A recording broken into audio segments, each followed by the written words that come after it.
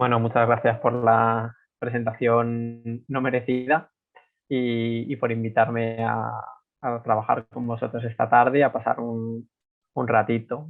La sesión que os voy a dar yo es sobre la clozapina y la monitorización farmacocinética, y no precisamente porque sea un experto en este tema, sino porque, como os pasará a muchos de vosotros, cuando llegas de asunto a un hospital, a veces tienes que aprender cosas que nunca habías hecho. Y hace un año más o menos empecé a monitorizar clozapina porque llegué a un hospital donde se hacía. Tuve que empezar pues a revisar artículos, a mandar correos a compañeros que ya lo hacían, que me fueran orientando y que me fueran recomendando qué me podía leer. Entonces, con esta sesión un poco espero que, si os pasa a alguno de vosotros, por lo menos tengáis un punto de partida o unas nociones básicas de la clozapina. ¿Y por qué la vamos a monitorizar? Bueno, porque con la dosis que se prescriba vamos a tener una farmacocinética y una farmacodinámica. La cinética pues va a estar influenciada por las características del paciente, como su edad, su sexo, la enfermedad o distintas características genotípicas o metabólicas del paciente. Tendremos una concentración en sangre, donde al final se habrá una distribución al líquido cefalorraquídeo, pues en función de la liposibilidad de los fármacos, etcétera.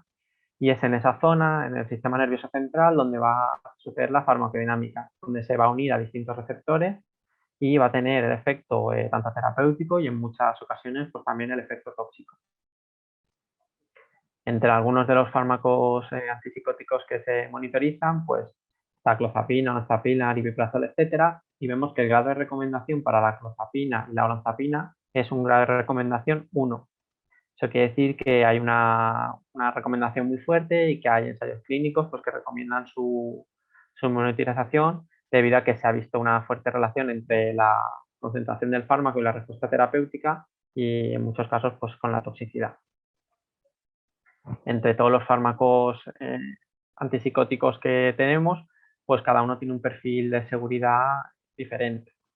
Si vemos en la tabla está un poco resumen, vemos que la clozapina pues, tiene algunos efectos secundarios bastante más fuertes que otros fármacos, ¿vale? Tiene bastante efecto anticolinérgico, tanto en sedación, hipotensión ortostática y efecto cardiometabólico. Entonces nos queda la duda, ¿no? De por qué usar la clozapina. Pues bueno, antes de hablar de la farmacocinética de ella, vamos a conocerla un poco, porque quizás es un pequeño desconocido. La vamos a usar porque es superior en la esquizofrenia resistente a tratamiento. La esquizofrenia resistente a tratamiento tiene múltiples definiciones según la sociedad científica, pero más o menos todas acaban diciendo algo similar, que es aquella esquizofrenia que es resistente al menos a dos tratamientos de dos familias diferentes, de las cuales una sea de atípico, sea de segunda generación, digamos, y que las dosis y los tiempos de tratamiento hayan sido adecuados. Claro, adecuado puede ser orientativo, pero en algunos hablan de 6 u 8 semanas de tratamiento con cada uno de estos fármacos a dosis terapéuticas. Otro motivo para usar la clozapina pues es que tiene unas respuestas muy elevadas, entre el 50 y el 60% en enfermedad resistente a tratamiento. Y además, bueno, aquí tenéis los atípicos y los típicos, yo creo que esto del signo lo sabemos todos, y además presenta una menor mortalidad. Este metaanálisis, que es el mismo que os he enseñado aquí, en el forest plot se ve un poquito más claro, pero bueno, vemos que está marcado en negro como la clozapina es mejor al resto de tratamientos, y arriba sería abandonos de tratamiento, la parte que está en blanco, como la clozapina realmente no suponía un mayor abandono de tratamiento que otros fármacos. Y como os he dicho, presenta una menor mortalidad en comparación con otros antipsicóticos. En la tabla que tenéis a la izquierda, el A representa la mortalidad global y la B mortalidad por suicidio. Como veis, la clozapina también tiene un efecto favorable respecto a otros fármacos. ¿Qué problemas tiene? Pues hemos visto que tenía un mayor riesgo metabólico, tiene el famoso riesgo de agranulocitosis, que está en torno al 0,5%. Luego presenta también que hay que hacer una estrecha monitorización de distintos parámetros bioquímicos, pues como el IMC, la hemoglobina glicosilada, parámetros hematológicos y la miocardiopatía, que es una de las alertas que han salido siempre para la clozapina junto con la granulocitosis. ¿Qué indicación tiene? Bueno, pues pacientes con esquizofrenia resistente a tratamiento y aquellos en los que otros tratamientos no hayan sido adecuados. Tiene un control rutinario muy estricto, ¿vale? Antes de iniciar el tratamiento tendrá que tener un recuento de leucos por encima de 3.500 y de neutros por encima de 2.000. Y luego tendremos que hacer un control semanalmente durante las primeras 18 semanas y luego mensualmente. Tendremos que tener también unos leucos por encima de 3.000 y neutros por encima de 1.500 durante el tratamiento. Y el riesgo de miocardiopatía, que suele ser mayor durante los 2 primeros meses. Más o menos el 90% de las miocardiopatías suceden durante las primeras 8 semanas y por tanto durante ese tiempo tendremos que tener muy monitorizado al paciente en esa sintomatología, que no tenga disnea, etc. Y además el uso de la clozapina muchas veces acaba siendo muy tardío en estos pacientes y existe un periodo ventana para respuesta en la clozapina. En el estudio que os pongo arriba a la izquierda, establecen un punto de corte que es de 2,8 años desde el inicio de la esquizofrenia resistente a tratamiento, donde si usamos la clozapina antes de ese tiempo, la respuesta es del 82% aproximadamente, creo que era 81,6.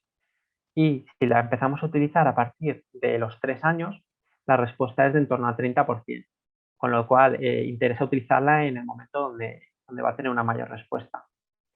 Y además, conforme vayamos usando distintas líneas de antipsicótico antes de usar la clozapina, también nos va a influenciar en que vamos a necesitar una mayor dosis para control de los síntomas porque la respuesta va a ser menor.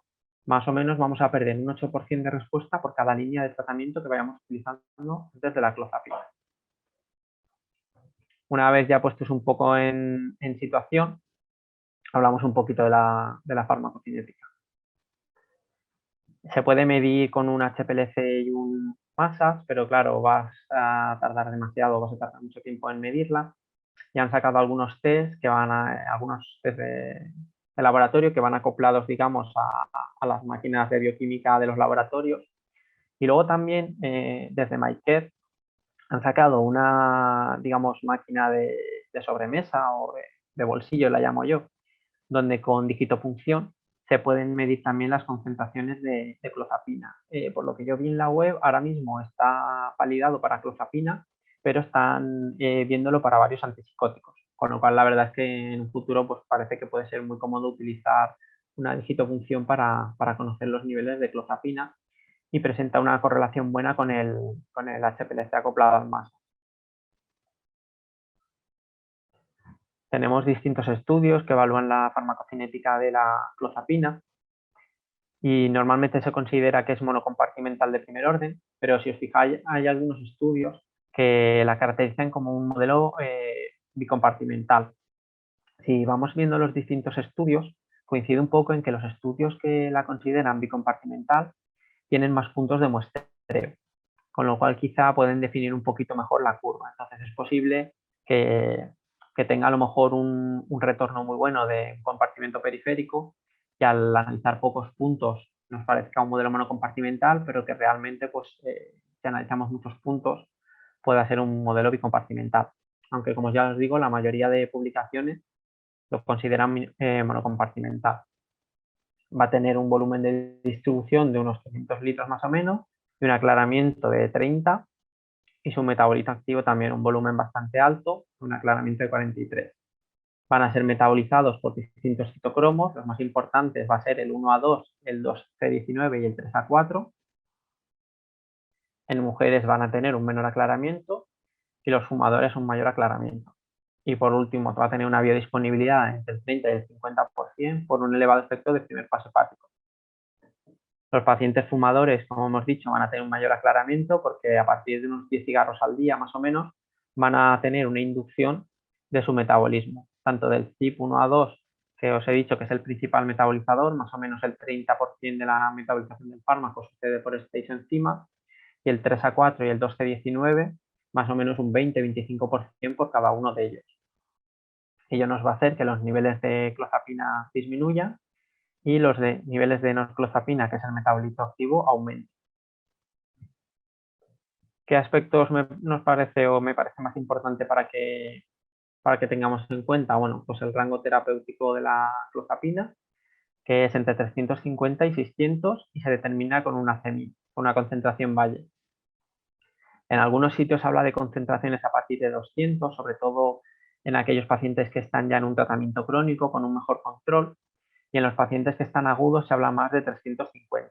Pero bueno, nos moveríamos en ese rango de entre 200 y 600 o 350 y 600, depende un poco de la publicación.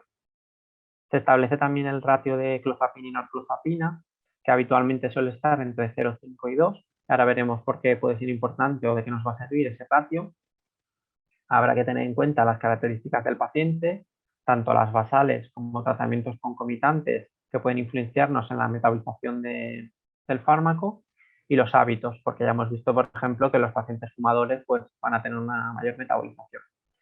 Y luego tendremos que tener en cuenta las reacciones adversas. Algunas de ellas van a ser dosis dependientes, sobre todo las alteraciones del sistema nervioso y las digestivas. Otras son dosis independientes, como la granulocitosis. La miocardiopatía en algunos sitios la pone como dosis dependiente y en otros no. En general se considera dosis independiente, pero sí que hay algunas publicaciones que la correlacionan con la dosis. Y hay que tener mucha precaución cuando las concentraciones superen los 1000 nanogramos mililitro, porque el riesgo de convulsiones aumenta muchísimo. En cuanto a la granulocitosis, es cierto que es una reacción adversa que tenemos muy presente, pero hay algunas series en poblaciones españolas donde no se ha visto ningún caso de granulocitosis. O sea que por lo que sea aquí en España o hacemos un buen manejo o no tenemos tanta granulocitosis como en otras series de otros países. ¿Por qué va a ser importante el ratio clozapina-norclozapina? Bueno, pues es un metabolito activo que se ha relacionado principalmente con efectos secundarios más que con la actividad del fármaco. Tanto las convulsiones como el aumento de peso se atribuyen a la norclozapina, y en algunas publicaciones también le asocian la toxicidad hematológica. En otros sitios la toxicidad hematológica la consideran dosis independiente. Y el ratio, como hemos dicho, de 0,5 a 2, cuando está por debajo de 0,5 indica una mala adherencia en los últimos días. Como la norclozapina tiene una semivida un poquito más alta, pues ese ratio nos cambia cuando una toma las últimas dosis, se queda un poco bajo. Y cuando está por encima de 2 o 3, ese ratio indica bien que hay una saturación de los isoenzimas hepáticos o que hay una absorción incompleta de la última dosis, que aún no se ha llegado a metabolizar, por lo tanto que no estaríamos posiblemente ante una CEMI. Entre las reacciones adversas que os he comentado, pues os he dicho que había algunas que eran dosis dependientes y algunas otras que no. Y me gusta esta gráfica porque si veis más o menos el 30% de los pacientes acaban suspendiendo el tratamiento por reacciones adversas, con lo cual es importante que controlemos bien los niveles de fármaco para evitar en la medida de lo posible que estos pacientes tengan que suspender el tratamiento. Una vez visto eso, os he puesto un pequeño caso clínico para que podamos practicar un poco. Este sería un varón de 31 años, que no tiene alergias a medicamentos, no es hipertenso, no es diabético y no presenta dislipemia. Fumador de 20 cigarros al día y tratamiento previo con olanzapina, risperidona y paliperidona de POD. Actualmente está el tratamiento con clozapina, dosis de 200-200-200, que es una dosis más o menos alta. La dosis máxima en ficha técnica es de 900, pero a partir de 450 empiezan a aparecer bastantes efectos secundarios y es muy recomendable monitorizarlo. Presenta una CEMIN de 250 y un ratio de norclozapina de 1,1. Y además persisten síntomas negativos. Vemos que el nivel, os he dicho que está un poco al límite, ¿no? Si es un tratamiento crónico o si en ese momento tiene una esquizofrenia aguda, pero además tiene persistencia de síntomas negativos. En esos casos muchas veces se añade fluvoxamina. La fluvoxamina, por un lado, nos va a ayudar a controlar los síntomas negativos y por el otro lado permite aumentar los niveles de clozapina y reducir los niveles de norclozapina por inhibición de las enzimas hepáticas. Al añadir la fluvoxamina a 50 miligramos, el paciente aumenta sus niveles hasta 530 y aumenta su ratio en 2,8, con lo cual ya se nos quedaría dentro del rango terapéutico, independientemente de que fuera crónico o agudo, pero hay que tener precaución porque aunque en algunas publicaciones hablan que la fluvoxamina aumenta un 130% la concentración de fármaco, el grado de inhibición es muy imprevisible, con lo cual hay que monitorizar después de añadir este fármaco siempre. 6 meses después, el paciente se encuentra bien, encuentra pareja, empieza a hacer deporte pero últimamente empieza a notar alteraciones del sistema nervioso y se nota muy somnoliento. Se realiza un nuevo nivel y tiene un nivel de clozapina de 890 y un ratio de 1,5. ¿Qué ha podido pasar? Pues que tenemos que tener en cuenta también los hábitos del paciente. A lo mejor ese paciente que ha empezado a hacer deporte, ha visto que se ahogaba haciendo deporte y ha decidido dejarse de fumar. En el momento en el que ha dejado de fumar, ha dejado de tener esa inducción enzimática que tenía antes y por tanto los niveles han podido aumentar al dejarse el tabaco. La cafeína os la he puesto porque también se considera un inhibidor y estaría en los hábitos del paciente, pero las dosis de cafeína que habría que tomar serían muy elevadas para que llegara a afectar al citocromo. Por último, os he puesto algunos niveles que hemos realizado nosotros en el último año de distintos pacientes, ¿vale? A distintas dosis. Vemos que marcado en amarillo teníamos bastantes pacientes que sí que se encontraban en rango terapéutico, en color así más clarito o color como carne. Tenemos pacientes que están un poco al límite, en los que sí que el nivel en un paciente crónico podría ser aceptable. Y luego tenemos algunos pacientes que no teníamos en rango terapéutico. Y normalmente pues hacemos alguna pequeña modificación de dosis. El paciente B realmente pues tiene un ratio un poco raro para los niveles que tiene y quizá en ese paciente que lleva una dosis bajita con ese nivel y ese ratio tan alto es que no haya sido una CEMI, que cuando la hayan pinchado no tenga una absorción completa de la dosis de clozapina y se deba a que tiene ese ratio tan alto. Y en un futuro, pues en un futuro tendremos que depender también no solo de la farmacocinética, sino de la farmacogenética. Hay distintas variantes de citocromo y en algunas de ellas las alteraciones, digamos, genéticas no tienen tanta repercusión clínica, pero en otras como el 2C19 o el 2C9, pues sí que tiene una repercusión importante. En este gráfico, que se ve una alteración del 2C9, si no me equivoco, vemos que en las barras de color clarito son aquellos metabolizadores lentos y las barras de color más oscuro son metabolizadores mucho más rápidos, pues que va a haber que hacer un ajuste de dosis en función de su, eh, de su alteración genética, digamos, de los citocromos. Y como podemos ver, casi el 10% de los europeos tienen una metabolización lenta para el 2D6, con lo cual habrá que incorporar en un futuro la farmacogenética, que algunos hospitales ya la incorporan.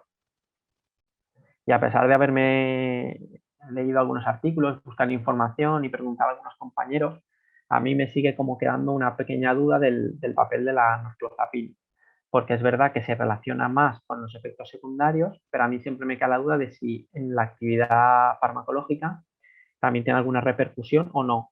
Si, por ejemplo, un paciente que tiene un nivel de cloza de 250 y un nivel de NOR de 400 con un ratio que está más o menos en rango, y un paciente que por otro lado tiene el mismo nivel de clozapina, pero la norclozapina mucho más baja y sigue estando en rango, si en esos casos la eficacia del tratamiento sería la misma. Es decir, hemos leído que la norclozapina nos afecta en cuanto a las reacciones adversas, pero en la eficacia del tratamiento nos afecta algo, aunque sea lo más mínimo, pues eso no, yo no he conseguido mucho encontrarlo y siempre se me plantea un poco esta duda de si aporta algo o un paciente con el mismo nivel de cloza pero en niveles diferentes de norcloza estaría un poco más controlado o no.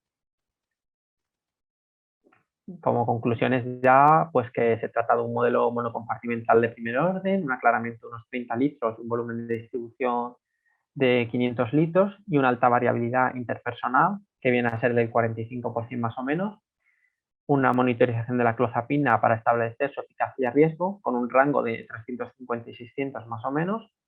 El ratio de clozapina y norclozapina nos va a ayudar a establecer la adherencia y el metabolismo del fármaco y que tenemos que tener mucha precaución a nivel de las interacciones con el citocromo.